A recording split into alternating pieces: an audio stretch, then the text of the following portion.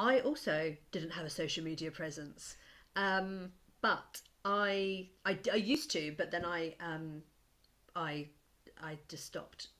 And it was only when Greg was diagnosed that we were trying to figure out how to tell people. We knew we had to tell people, and we needed to do it in a way that was quite broad.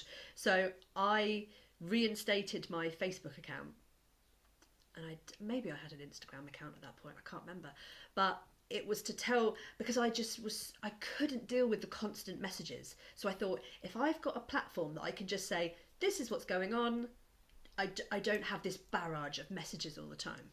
So it worked well for that. And then I found that I, again, used it as a coping mechanism. When I would take him to oncology for all of his treatment, he'd be in there for 7 hours for the day. I had nothing to do.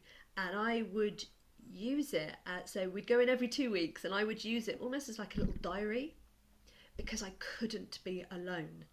Everyone around me was in their 70s, in their 80s. Greg was spaced out, linked up to his chemo pump, and I was alone in this really terrifying place, surrounded by people with cancer, and I just didn't want to be alone. And I found that if I wrote something about how I felt, there were people that wrote back to me, and it kind of came from there, and it started to snowball. And I used that as the coping mechanism as the years went on, and people seemed to respond to how I spoke about grief in particular and how that was showing up for me.